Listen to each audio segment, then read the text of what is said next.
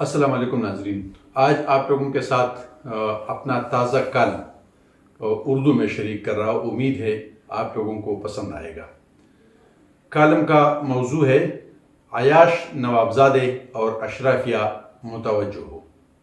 جن لوگوں کو تقسیم برصغیر سے پہلے کے ناولوں اور افسانوں کو پڑھنے کا اتفاق ہوا ہو، انہیں یاد ہوگا کہ پرانے زمانے میں اکثر خانوادے اور نوابزادے باپ دادا کی زمینیں بیچ کر عیاشیاں کرتے تھے۔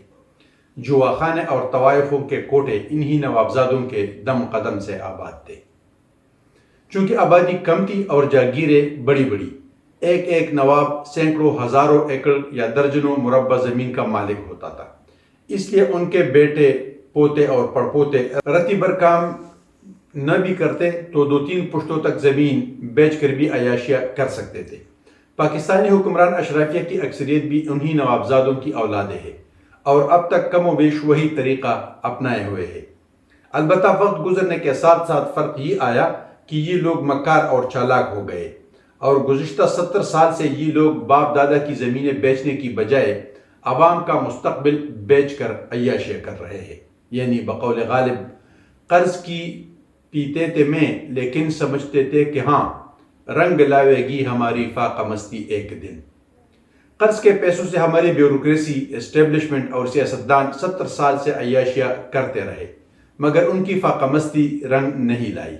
بے شک وہ قرض کے پیسوں سے عیاشی ہی کر لیتے، مگر کاش کہ وہ اپنی علم، سمجھ، بوجھ اور دانش کو ملک و قوم کے مستقبل سنوارنے کے لیے استعمال کرتے۔ اس کی بجائے انہوں نے خود کو بادشاہ اور عوام کو رعایا سمجھ کر ذلیل و خوار کرنے میں کوئی کسر نہیں چھوڑی۔ پاکستان میں بننے والے ہر نئے ادارے کا قیام اشرافیہ کے لیے مراعات اور روزگار، جبکہ عوام کی مشکلات میں مزید اضافے کا سبب بنتا رہا۔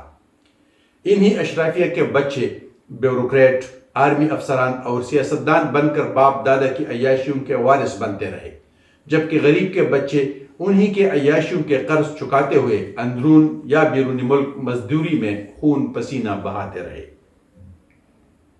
ان عیاش اشرافیہ کو اتنی بھی توفیق نہ ہوئی کہ وہ غریب کی سہولت کے لیے نہ سہی، اپنی عیاشی کو دوام دینے کے لیے ان غریب کے بچوں کو کاغذ کی ڈگری دینے کی بجائے کوئی ہنر سکھانے کا بندوبست کرتے، محکمہ تعلیم اور صحت کو روزگار اور پیسہ کمانے کی انڈسٹری بنانے کی بجائے کوئی پیداواری کارخانے لگانے کی منصوبہ بندی کرتے، اپنی عیاشی کو برقرار رکھنے کے لیے ملک میں انتہا پسندی اور جنگی معیشت کو فروغ دینے کی بجائے سیاحت اور ثقافت کو ترقی دیتے، تو آج یہ دن دیکھنے کی نوبت نہ آتی۔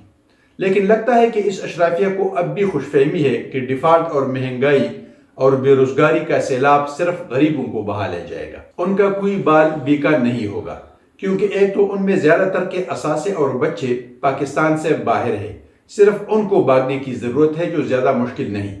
دوسری بات یہ کہ جو لوگ یہاں بھی رہیں گے تو ان کے خیال میں ان کے پاس اتنے اثاثے اور دولت ہے کہ پرانے نوابزادوں کی طرح ان کی آل اولاد بھی 20-30 سال تک اس سے عیاشی کر سکتی ہے۔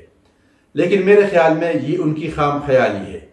اس میں تو کوئی شک نہیں کہ مہنگائی کا سیلاب غریبوں کو بہا کر لے جا رہا ہے، مگر یہ تباہی صرف غریبوں تک محدود نہیں رہے گی۔ غریب جب اپنے بچے کو بھوک سے مرتے ہوئے دیکھے گا تو آپ کے بچے کے ہاتھ میں برگر نہیں رہے گا۔ غریب کے بیمار والدین جب ہسپتال کی بجائے گھر میں ایڑیاں رگڑنے پر مجبور ہوں گے تو آپ کے عمر رسیدہ والدین پارک اور باغ میں چہل قدمی کرتے ہوئے محفوظ نہیں ہو سکتے۔ غریب کا بچہ جب سرکاری اسکول میں بھی پڑھنے کی بجائے مزدوری کرنے یا بھیک مانگنے پر مجبور ہوگا تو مالدار کا بچہ پرائیویٹ اسکول میں کب تک محفوظ رہ سکے گا؟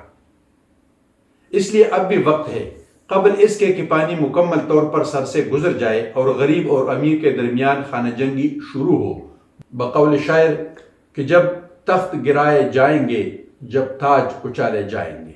حکمرانوں اور اشرافیہ کے نمائندوں، ہوش کے ناخن لو، خواب غفلت سے بیدار ہو، پھر نہ کہنا ہمیں خبر نہ ہوئی۔ اگر اپنے آپ سمیت ملک و قوم کو بچانا ہے تو درج ذیل اقدامات کیجیے، ورنہ تیل، گیس اور بجلی کی قیمتیں بڑھانے اور ٹیکس میں اضافے سے غریب لوگ مسکین اور شریف نہیں رہیں گے، بلکہ اپنا حق زبردستی چھیننے پر آمادہ ہوں گے، اس سے پہلے کہ خانہ جنگی شروع ہو۔ فوری طور پر گریڈ 17 سے اوپر تمام سول، جوڈیشل اور فوجی افسران کی مفت پیٹرول، بجلی، میڈیکل، گیس، ٹیلی فون، نوکر چاکر، ٹی اے ڈی اے سمیت تمام مراعات مکمل طور پر بند کی جائے۔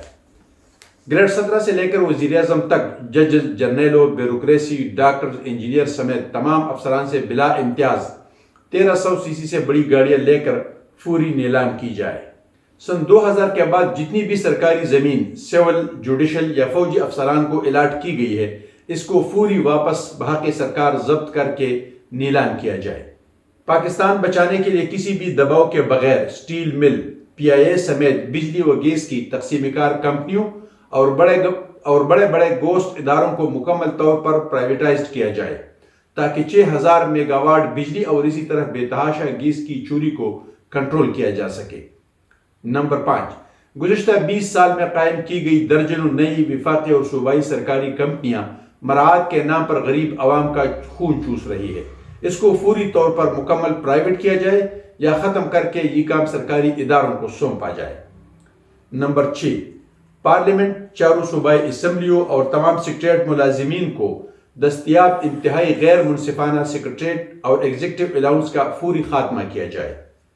صدر، وزیر اعظم، وزرائے اعلیٰ اور اسپیکر صاحبان کو حاصل تمام ثوابدیدی اختیارات اور ثوابدیدی فنڈز کا خاتمہ کیا جائے۔ نمبر 8، ادویات، اجناس اور خام مال کے علاوہ تمام اشیاء کی درآمد پر پابندی عائد کی جائے۔ تمام فوجی و سول ریٹائرڈ ملازمین کی دوبارہ تعیناتی پر پابندی لگائی جائے اور ہر قسم کے پینشن کو ریٹائرڈ ملازم کی زندگی تک محدود کیا جائے۔ نمبر 10، کم از کم 3 سال کے لیے ملک بھر میں نئے ترقیاتی کاموں پر پابندی لگائی جائے اور جاری ترقیاتی کاموں کے بجٹ پر نظر ثانی کر کے آڈٹ نظام کو فعال بنایا جائے۔ ہر انتخابی امیدوار کو صرف اس حلقے سے امیدوار بننے کی اجازت دی جائے جہاں ان کا ووٹ درج ہو، یا پھر ایک سے زیادہ حلقوں سے امیدوار بننے والے سے دوبارہ انتخابات کے اخراجات وصول کیے جائے۔ نمبر 12، دفاعی اخراجات کم کرنے کے لیے غیر جنگی اخراجات کو 50% کم کیا جائے اور فوج کی تعداد کم کرنے کے لیے نئی بھرتی پر پابندی لگائی جائے اور موجودہ تعداد میں سے 1 لاکھ جوانوں کو چاروں صوبوں کی ضرورت کے مطابق ان کے پولیس میں ضم کیا جائے۔ فوج سمیت پیراملٹری فورس کے جوانوں کو بھی 25 سال ملازمت سے پہلے پینشن دینے پر پابندی لگائی جائے۔ نمبر 13، پڑوسی ممالک ایران، افغانستان اور وسط ایشیا کے ساتھ تجارت میں حائل مفاداتی رکاوٹوں کو فوری طور پر دور کیا جائے۔ کرپشن پر سخت ترین سزائیں مقرر کی جائے اور ان سزاؤں پر بلا امتیاز عمل درآمد کو یقینی بنایا جائے۔ میں آپ سب کو یقین دلاتا ہوں کہ ان اقدامات سے پاکستان کے معاشی اور سماجی مسائل میں 50% تک کمی آ سکتی ہے اور دروازے پر دستک دیتی خانہ جنگی کو روکا جا سکتا ہے، ورنہ پھر نہ کہنا ہمیں خبر نہ ہوئی۔